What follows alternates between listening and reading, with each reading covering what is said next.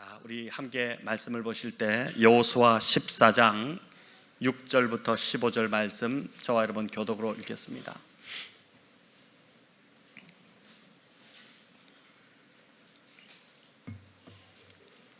여호수아 14장 6절 제가 먼저 읽겠습니다. 그때에 유다 자손이 길갈에 있는 여호수아에게 나아오고 그니스 사람 여분네의 아들 갈렙이 여호수아에게 말하되 여호와께서 가데스 바네아에서 나와 당신에게 대하여 하나님의 사람 모세에게 이르신 일을 당신이 아시는 바라.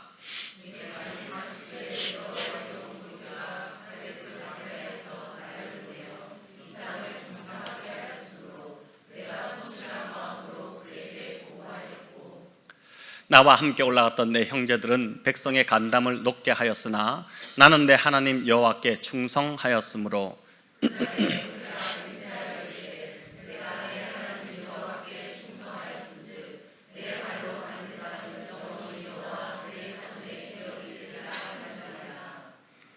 이제 보소서, 여호와께서 이 말씀을 모세에게 이르신 때로부터 이스라엘이 광야에서 방황한 이 45년 동안을 여호와께서 말씀하신 대로 나를 생존하게 하셨나이다. 오늘 내가 85세로 돼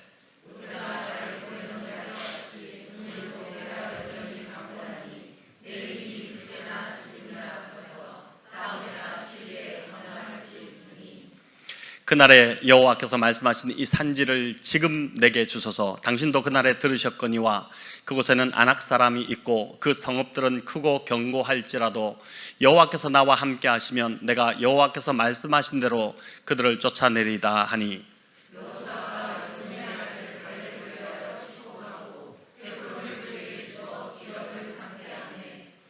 헤브론이 그니스 사람 여분네의 아들 갈렙의 기업이 되어 오늘까지 이르렀으니 이는 그가 이스라엘의 하나님 여호와께 충성하였습니다. 헤브론의 옛 이름은 기럇 아르바라. 아르바는 아낙 사람 가운데서 가장 큰 성읍, 그리고 그 땅에 전쟁이 그쳤더라. 아멘. 네, 오늘 갈렙의 선택 이 제목으로 함께 이 여호수아 14장을 가지고 은혜를 나누고자 합니다. 주일에 기브온의 선택이었는데 오늘은 갈렙의 선택이 어떤 것인지를 함께 살펴보고자 합니다. 세상에 이제 문제 없는 사람이 있을까요? 누구나 문제거리를 안고 살아갑니다. 하루를 마감하며 오늘은 단 하나의 문제도 일어나지 않고 지나갔다 이렇게 하는 경우는 거의 없을 것입니다. 뉴스 보도를 전하는 앵커가 오늘은 좋은 소식밖에 전할 것이 없습니다, 이런 멘트로 뉴스를 시작할 날은 아마 영원히 오지 않을 것입니다. 문제는 항상 일어납니다.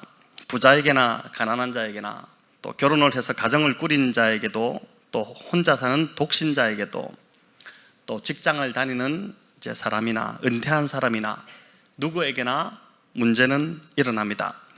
신앙이 좋으면 문제가 없고 또 교회를 다니지 않으면 문제가 생기고 그렇지 않습니다. 믿음이 좋거나 세속적이거나 누구에게나 문제가 일어납니다. 오늘 아침에도 저는 아주 가깝게 이전에 지냈던 한 가정으로부터 오랜만에 참 연락을 받았습니다. 너무 잘 그동안 지내시는 줄 알았는데 건강상에 문제가 생긴 것입니다. 갑자기 찾아온 그 불청객 같은 이 질병으로 인해 기도를 아침에 카톡으로 부탁을 해 오셨습니다. 세상에 문제를 안고 살아가지 않는 사람은 아무도 없습니다. 하지만 문제를 바라보는 시각은 다 다를 수 있습니다. 누구나 문제는 있지만 그 문제를 어떻게 바라보느냐에 따라서 삶이 완전히 달라질 수 있다는 것입니다. 문제 앞에서 삶이 무너지는 사람이 있는가 하면 그 문제를 극복하고 더 나은 삶을 살아가는 사람도 있습니다. 또 문제 앞에서 늘 불평만 하는 사람이 있는가 하면 그 문제를 기회로 삼아 오히려 신앙이 자라고 더 나은 인생으로 성장하기도 합니다. 오늘 본문에 나오는 이 갈렙이라는 인물이 바로 그런 믿음의 눈을 가진 사람이었습니다. 45년 전에 그러니까 이제 광야에서 40년간의 방황의 세월을 거치고 가나안 땅에 들어와서 이제 한 5년의 그 전쟁을 치른 이후에, 그러니까 이제 45년 정도가 되는 것인데, 이 45년 전 모세가 가나안 땅에 12 정탐꾼을 보낼 때 여호수아와 갈렙도 이제 그 12 중에 포함이 되어 있었습니다. 왜 정탐꾼이 12이었을까요? 예, 그렇죠. 지파가 이스라엘에 이제 12지파가 있는데 그 12지파에서 대표자를 한 명씩 뽑았기 때문입니다. 갈렙은 어느 지파의 대표로 뽑혔을까요? 유다 지파의 이제 대표로 뽑혔습니다. 유다 지파는 서열상으로는 야곱의 이제 아들이 12이 있었는데 그 서열상으로는 네 번째 아들이지만 영적으로는 12지파 중에서 장자 지파로 인정받는 그런 지파였습니다. 그런 대단한 지파의 이제 그 대표자로 뽑혔으니 갈렙이 과연 어떤 인물일까 더 궁금해지지 않습니까? 오늘 좀 갈렙을 좀 살펴보고자 하는데 이제 오늘 이 갈렙이 나오는 여호수아 14장은 요단 서편의 이 가나안 땅을 분배하는 이야기입니다. 여호수아가 구성이 어떻게 되어 있냐면은 1장부터 12장까지가 요단을 건너 가나안 땅에 들어와서 가나안 땅을 정복하는 그 전쟁 이야기입니다. 그 1장부터 12장까지가 그 이야기가 계속 정복하고 죽이고 또 차지하고 이런 정복 전쟁 이야기가 이어지고 있고 13장부터는 그 정복한 땅을 지파들에게 분배하는 이야기입니다. 그래서 13장에서는 이제 우리가 큐티 새벽기도 큐티 시간으로도 이제 살펴봤지만은 먼저 요단 동편의 두 지파 반에게 땅을 분배하게 됩니다. 그 13장에 나옵니다. 루벤 지파, 갓 지파, 또 므낫세 반 지파입니다.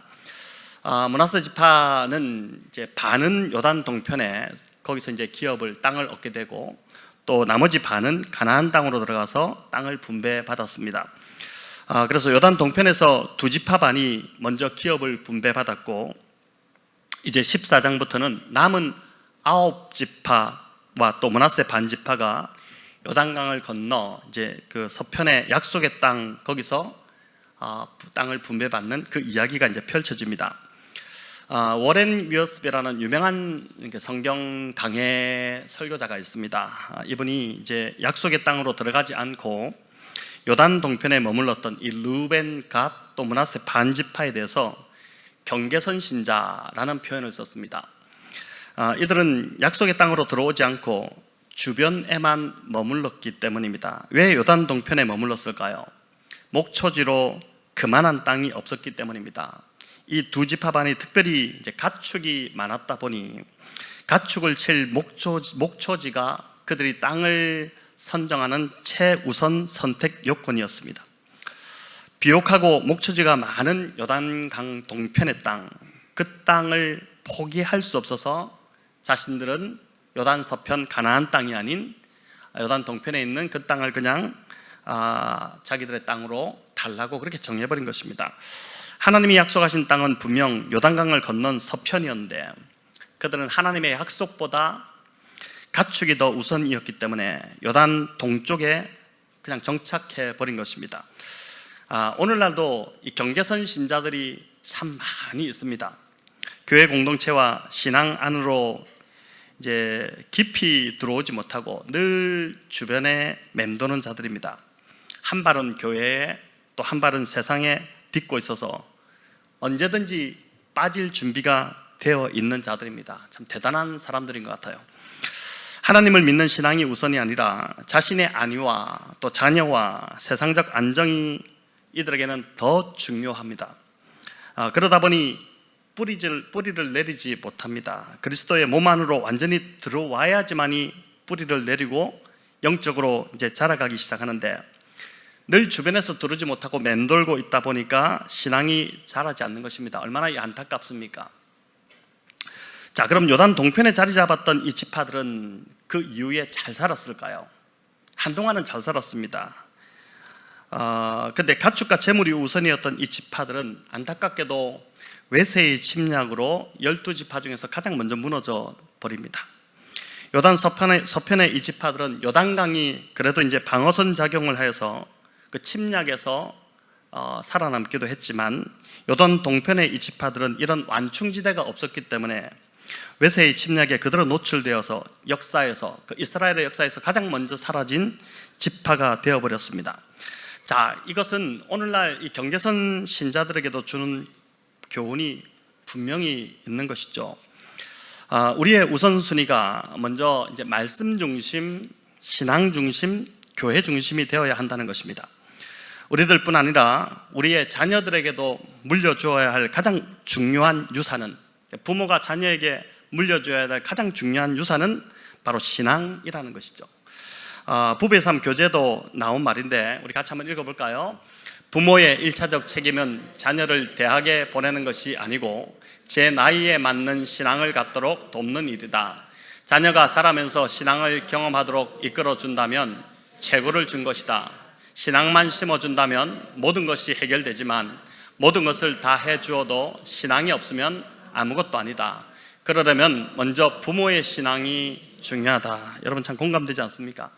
저의 오랜 10대 사역의 경험을 보더라도 분명한 건 10대 때 신앙을 가지지 못하면 대학을 가서도 또 그 이후에 직장에 들어가서도 신앙이 생기는 것은 정말 어렵다는 것입니다.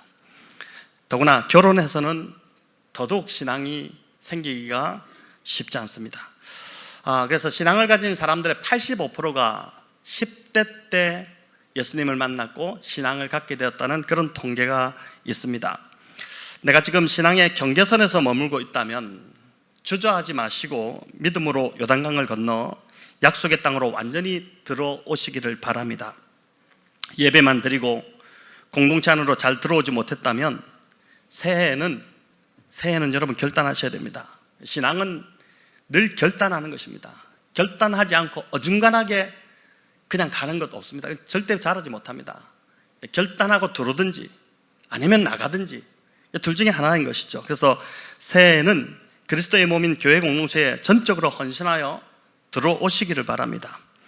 늘 하나님과 세상의 유익 사이에서 머뭇거리고 있는, 마치 열왕기상 18장에 나오는 바알과 여호와 사이에서 그 머뭇거리고 있던 이스라엘 백성들처럼 하지 마시고 새해에는 정말 하나님 안으로 깊이 들어오시기를 바랍니다.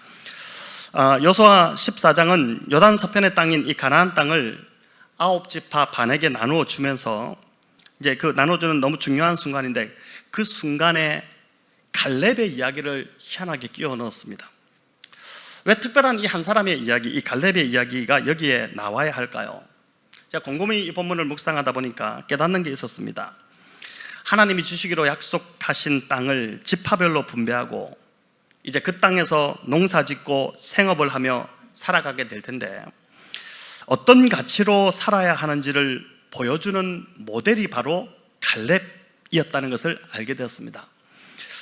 하나님께서 가나안에 살던 족속들을 다 진멸하라고 하셨죠. 그 이유는 그들의 삶을 본받지 않게 하기 위해서였습니다. 그들의 삶을 본받으면 절대 안 되기 때문에 그 흔적조차 한 사람도 살려주지 말고 다 죽이라고 했습니다. 그들처럼 살아서는 안 된다는 것입니다. 자, 그럼 이스라엘 백성들 안에 궁금증이 생기지 않습니까? 어떻게 살라는 말인가? 어떻게 살아야 할까? 이런 질문이 생깁니다.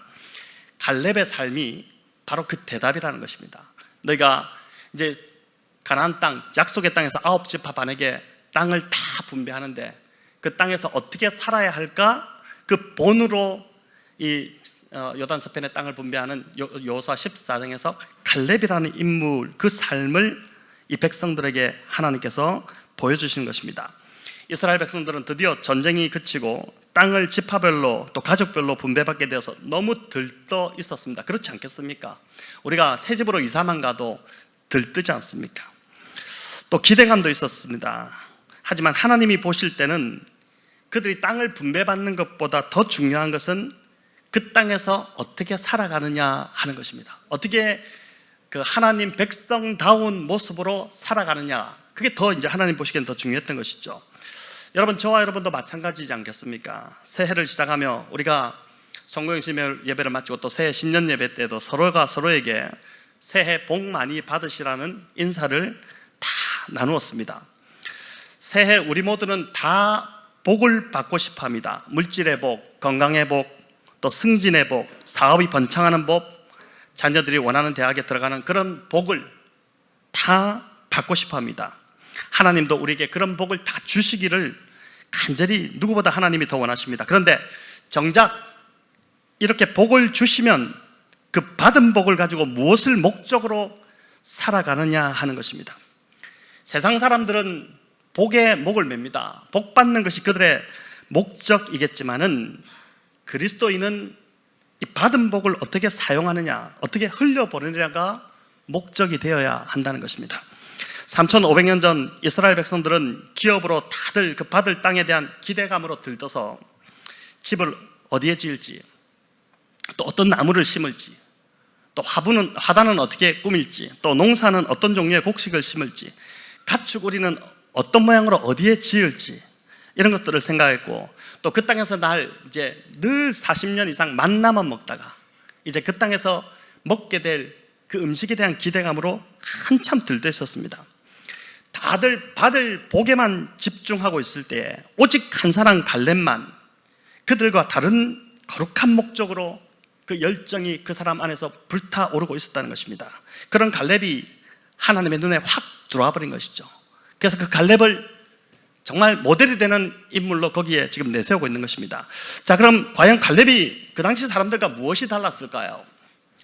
그의 삶의 가치가 무엇인지, 또 무엇을 추구했던 인생인지 먼저 그가 구한 기업에서 드러나게 됩니다. 우리 12절 같이 읽어보겠습니다. 그날에 여호와께서 말씀하신 이 산지를 지금 내게 주소서. 당신도 그날에 들으셨거니와 그곳에는 아낙 사람이 있고 그 성읍들은 크고 견고할지라도 여호와께서 나와 함께 하시면 내가 여호와께서 말씀하신 대로 그들을 쫓아내리다 하니. 아멘. 자, 갈렙이 구한 기업은 어디에 있습니까? 평지입니까? 산지죠. 산지라고 나와 있습니다. 그곳은 아낙 사람들이 사는 크고 견고한 성읍이었습니다. 15절은 그곳 이름을 기럇 아르바다 이렇게 이야기하는데, 이 기럇이라는 말은 요새 또는 성읍이라는 뜻입니다. 그리고 아르바는 아낙 사람들 중에서도 정말 그 어떤 리더가 되는, 중심이 되는 그런 족장 같은 인물입니다. 그래서 기럇 아르바는 아르바의 성읍이라는 이런 뜻입니다. 이들은 거인들이었다 이렇게 하죠. 거인들이었을 것으로 보는데 실제로 거인이었는지, 아주 큰 한 3m 이상 되는 그런 사람들이었는지, 아니면 그만큼 힘이 세고 호전적인 사람들이라서 그렇게 불렀는지는 정확치 않습니다. 하지만 대단히 상대하기 힘들었던 사람들이라는 것은 분명합니다. 누구나 다 기피하는 대상입니다. 누구나 다 그냥 마주치고 싶지 않는, 오늘로 말하면 갈렙이 가장 하기 힘든 일을 지금 자처해서 맡은 것입니다. 그런데 신기하게도 갈렙은 이 땅을 45년 동안 품고 있었고 그 땅을 포기하고 있지 않았습니다. 참 놀랍지 않습니까? 땅은 이 제비뽑기로 이루어졌다 이렇게 나오는데, 아마 마치 이런 형태였을 것입니다. 제사장 엘르아살이 두 항아리를 준비했고, 한쪽 항아리에는 12지파의 이름이 들어있고, 또 다른 항아리에는 이제 가나안 땅을 12개로 나눈 그 영토들의 이름이 이제 들어있습니다.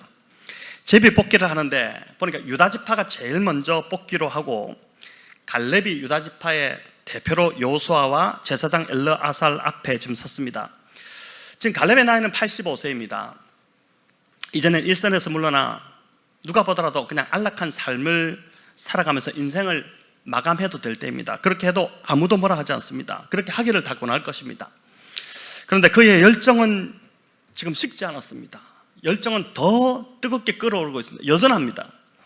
12정탐꾼과 광야 1세대는 여호수아만 빼고 다 죽었기 때문에 아무도 45년 전에 있었던 그 가데스바네에서 있었던 그 기럇 아르바에 대한 일은 아무도 모릅니다.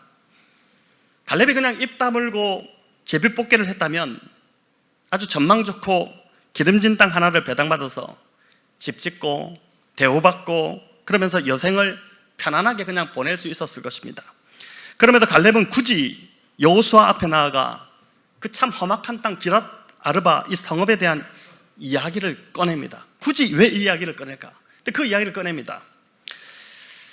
이 나이에 내가 뭘 하겠다고 이런 말을 하지 않았다는 것입니다. 여러분, 나이에 매여 사는 사람들의 특징이 있습니다. 뭔지 아십니까? 입에서 나오는 말이 있는데 그 뭐냐면 이 나이에 무슨, 또는 내 나이 돼봐라, 이런 이야기를 합니다. 요즘 고등학생들이 중학생에게 내 나이 돼봐라 이러다는 웃은 이야기가 있는데 얼마나 웃은 꼴입니까?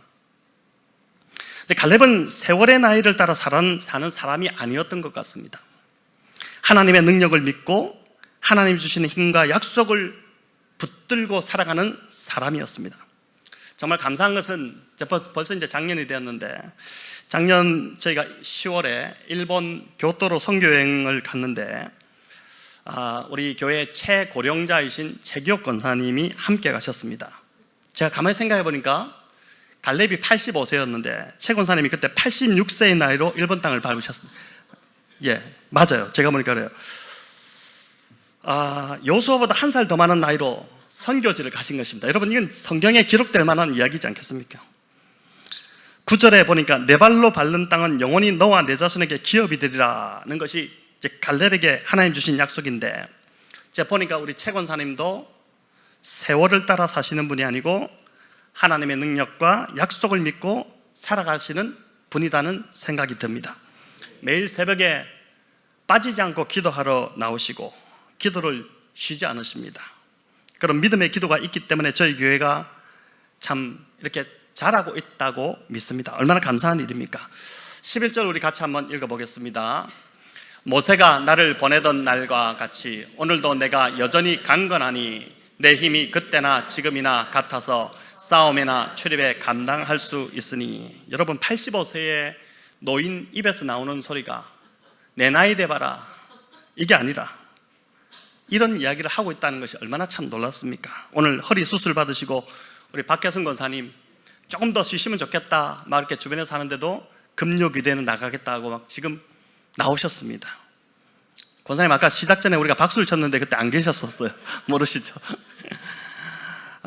저는 바라기는 이제는 우리 권사님 갈렙처럼 이렇게 이 고백처럼 강건케 되셔서 사명을 더 잘 감당하시는 권사님 되시기를 축복합니다. 자, 그럼 갈렙이 왜 이렇게 척박하고 험준한 땅을 고집했을까요? 궁금하지 않습니까? 기럇 아르바의 또 다른 이름이 헤브론입니다. 여러분, 헤브론은 이스라엘 민족에게는 아주 특별하게 의미가 있는 영적 유산이 있는 땅입니다. 창세기 13장에 보면 아브라함이 조카 롯과 함께 거주하다가 가축들이 아주 많아지다 보니까, 하나님 축복하셔서 가축들이 많아지다 보니까 가축을 치는 초장 문제로 아브라함과 롯의 목자들이 서로 다투는 일이 일어나게 됩니다.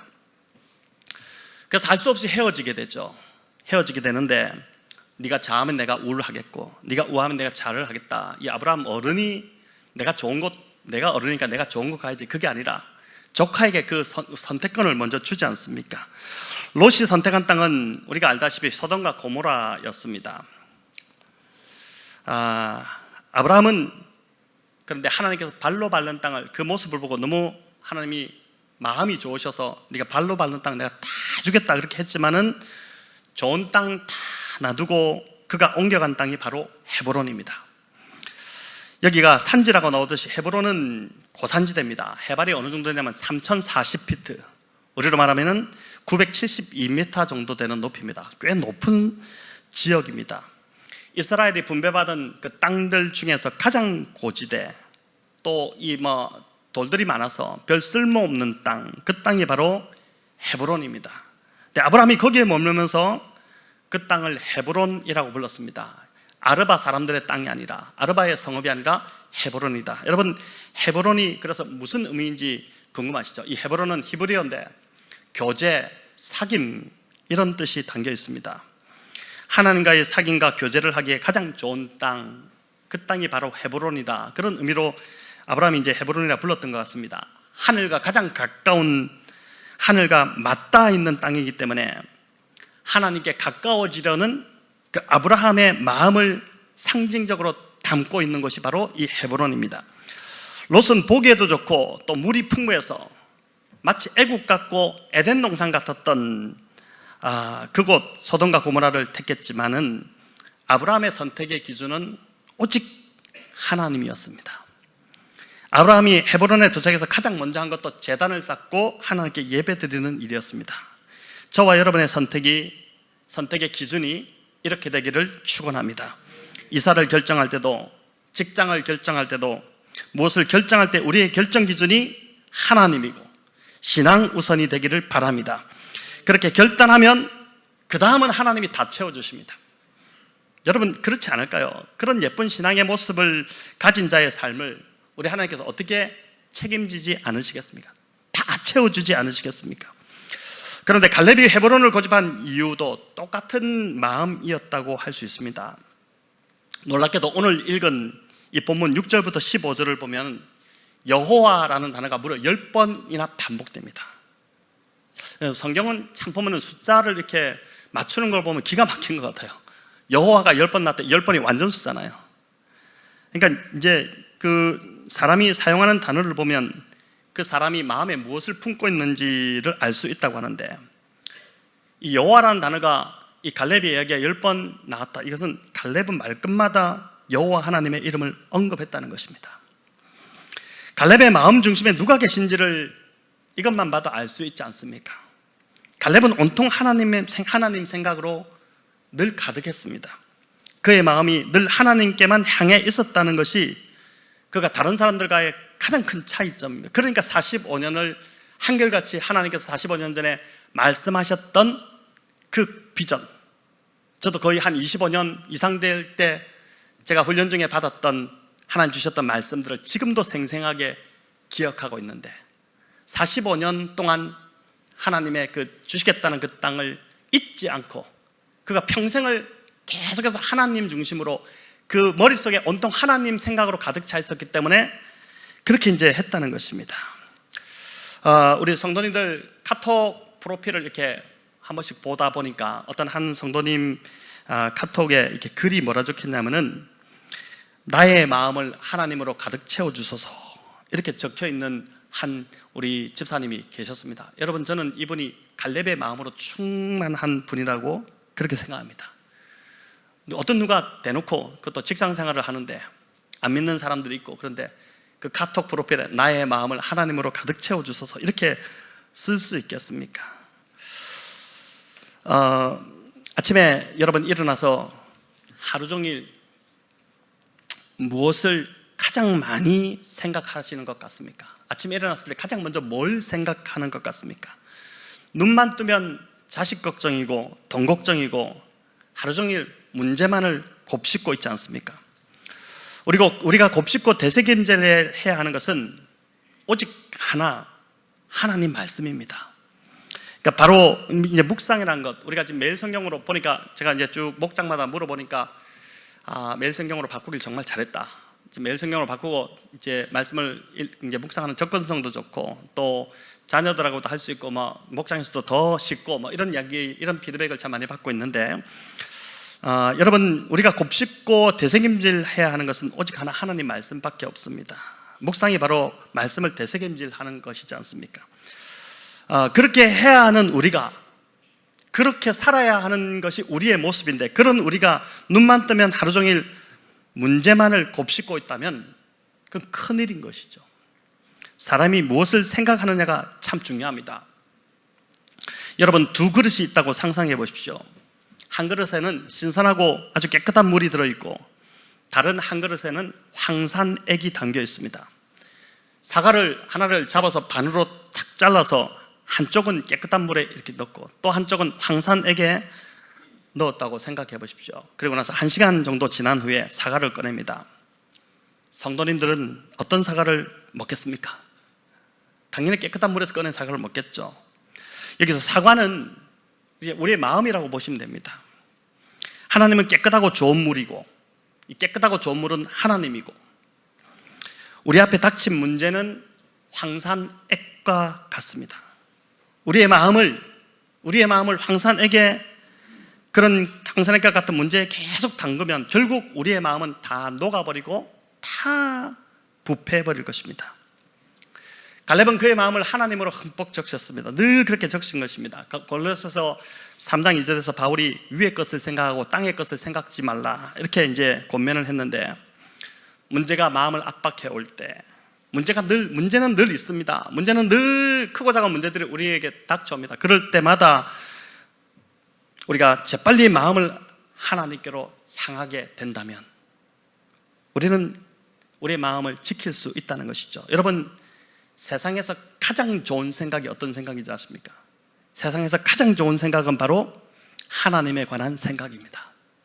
그 가장 좋은 생각을 우리가 계속 하나님으로 우리 생각을 채워야 된다는 것이죠. 밤에 문제가 자꾸 떠올라서 잠이 오지 않을 때도 하나님을 생각하시기 바랍니다. 저는 머리만 대면은 바로 자는데 하나님께서 사랑하신 자에게 잠을 주신다는 말이 맞구나 이런 생각을 합니다.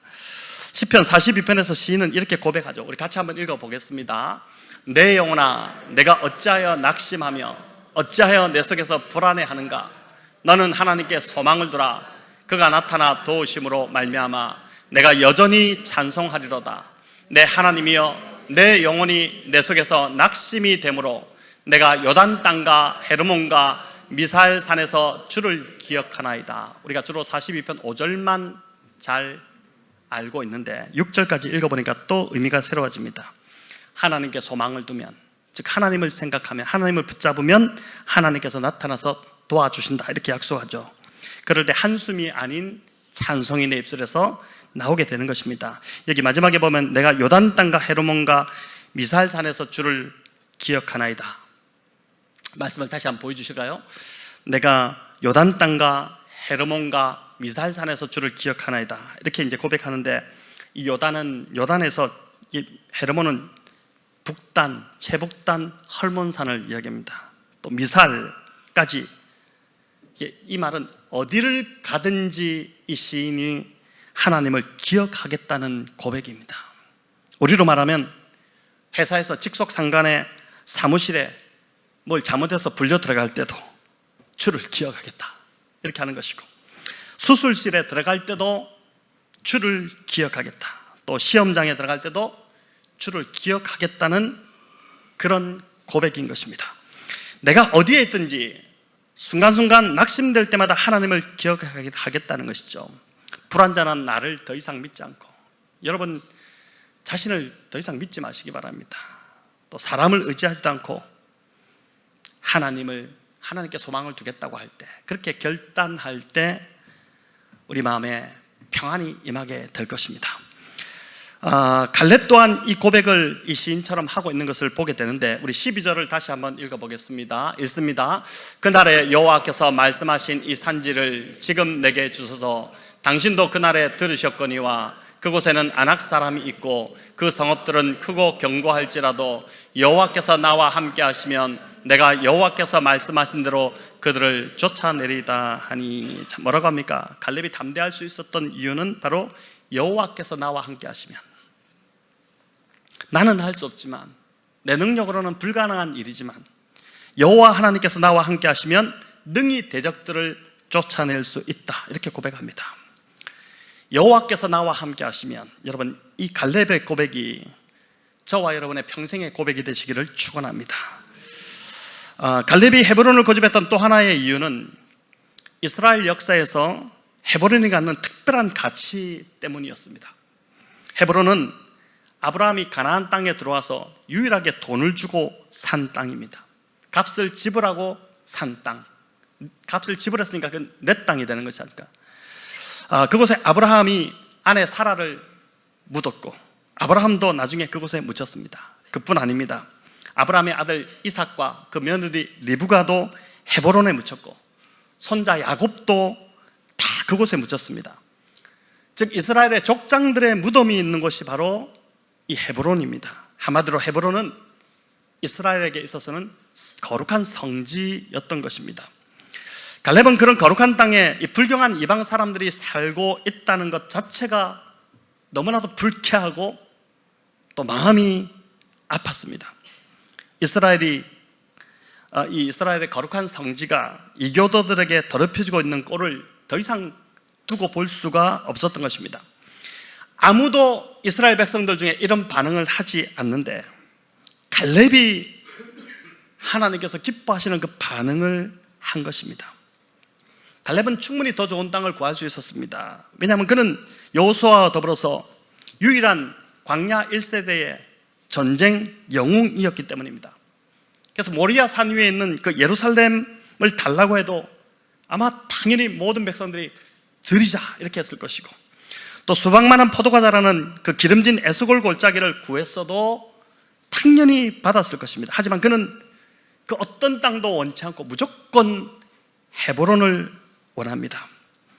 그의 삶의 목표와 가치가 달랐기 때문입니다. 그는 일반 사람들이 추구하는 것과 다르게 더 높은 삶의 목적을 갖고 살았다는 것입니다. 사람들과 다른 거룩한 목적, 더 높은 목적이 그 사람 안에, 이 갈렙 안에 있었기 때문에 사람들이 원했던 그런 땅은 눈에 들어오지도 않았던 것입니다. 저는 저를 포함한 우리 성도님들이 바로 이런 갈렙과 같은 더 높고 더 거룩한 목적과 비전을 가지고 살아가기를 소망합니다.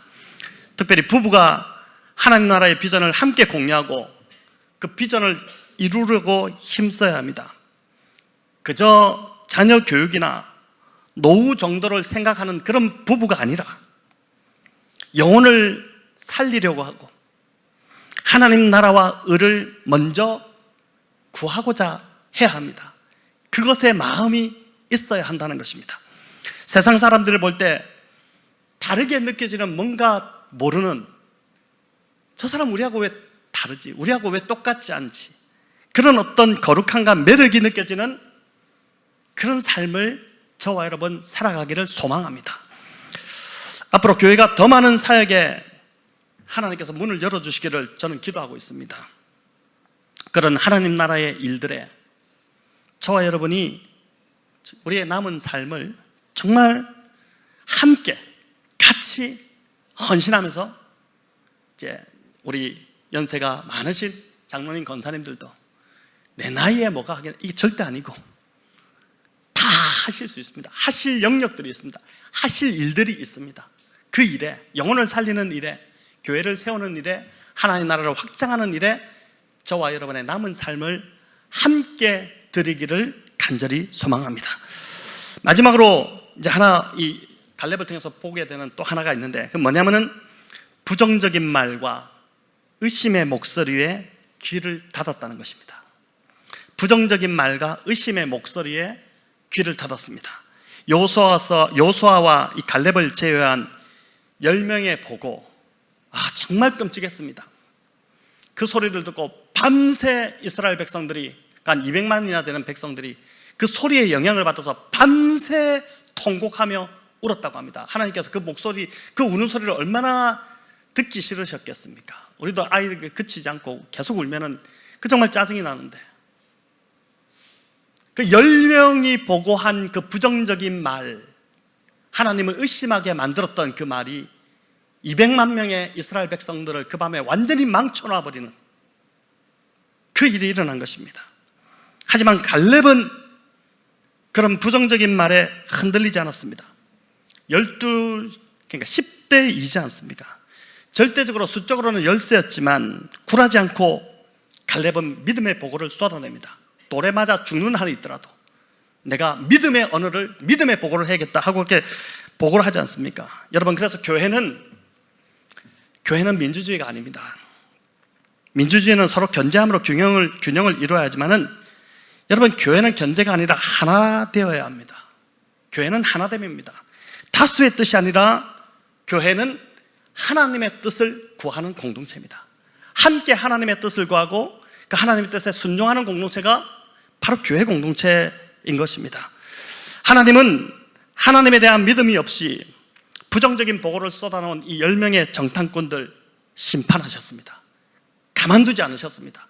하나님의 백성들을 엉망으로 만들어 놓은 그 10명의 이 정탐꾼들을 심판하시고 하나님을 믿는 여호수아와 갈렙의 손을 들어주셨습니다. 여러분, 그래서 주변에서 들리는 의심의 소리와 부정적인 말에는 귀를 닫고 무시하는 것이 상책입니다. 표현의 자유가 우리나라에 있으니까, 표현의 자유가 있으니 그들의 입을 닫을 수는 없겠지만 불필요하고 부정적인 말을 걸러서 들을 자유가 또한 저와 여러분에게 있다는 것을 기억하시기 바랍니다. 부정적인 목소리를 무시하라고 해서 사람 자체를 무시하라는 말은 아닙니다.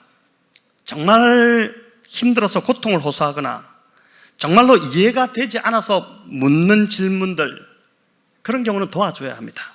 하지만 어떤 사람들은 자신만 진흙탕에서 뒹구는 것이 아니라 다른 사람까지 그 진흙탕으로 끌어들이려는 사람들이 있습니다. 이런 사람들이 공동체를 매우 힘들게 합니다. 이런 사람을 끌어내려고 하다가 오히려 대부분 내가 그냥 끌려 들어가 버립니다. 그래서 많은 경우 거리를 두고 피하는 것이 상책입니다. 가장 어리석은 사람들이 어떤 사람들이냐, 바로 이런 부정적이고 의심 많은 사람들이 토해내는 그 말의 토사물을 주워 먹는 자들, 그들이 가장 어리석습니다. 죽음을 토해내고 있는데 그 죽음을 주워 먹으니까 그 사람도 얼마 못 가서 병들고 죽는 것이죠. 여러분, 놀라운 건 이 갈렙이 유다 지파의 대표였지만 정말 놀랍게도 혈통적으로 볼 때 유다 지파가 아니라 이방인이었다는 점입니다. 그런 놀랍게도 기생라합과 같은 그런 이방 민족이었습니다. 14절에 갈렙을 소개할 때 이렇게 소개하죠. 그니스 사람 여분네의 아들 갈렙. 여러분, 이 그니스 사람이 어떤 사람들일까? 창세기 36장에 보면 힌트를 얻게 되는데, 이 그니스는 에돔 족속 중에 하나였던 것으로 봅니다. 정통 이스라엘 사람들이 아닙니다. 이방인으로 유다 지파에 들어온 것입니다. 여러분, 그렇게 하기도 힘든데 그가 유다 지파를 대표하는 사람까지 되었으니 얼마나 놀라운 일입니까? 그러니까 이제 철저하게 하나님께도 인정받고 사람에게도 인정받았다는 것입니다. 얼마나 그가 진실되고 성실했으면, 얼마나 그의 삶이 하나님 앞에서 신앙적으로 정말 제대로 서 있었으면 그 많은 유다 지파의 혈통 안에 있는 사람들 다 제치고 이 갈렙을 대표로 뽑았겠습니까? 이 참 너무 놀라운 일입니다. 여러분, 14절은 갈렙을 소개하면 이렇게 소개하는데 우리 같이 읽어볼까요? 그가 이스라엘의 하나님 여호와를 온전히 쫓았습니다. 온전히 쫓았습니다. 이게 얼마나 훌륭한 평가입니까? 이는 민수기 14장 24절과 또 신명기 1장 36절에도 똑같이 나오는 멘트입니다. 똑같이 이렇게 평가합니다. 갈렙에 대한 하나님의 평가인데, 여러분, 온전히 쫓았다는 것은 그가 하나님께 변함없고 신실한 자였다는 뜻입니다. 하나님께 변함이 없는 사람. 하나님 변함이 없으시잖아요. 그 하나님을 닮아서 똑같이 하나님께 변함이 없던 자가 바로 이 갈렙이었습니다. 여러분, 사람은 겪어보니까 그렇지 않습니까? 변함이 없어야 되는 게 맞는 것 같아요. 조변석계로 변하는 자들은 하나님께 쓰임받기가 참 쉽지 않습니다. 늘 묵묵하게 변하지 않는 모습으로 서 있는 사람, 그가 하나님께 변함없고 신실한 자였다는 것입니다. 온전히 쫓았다는 것이죠.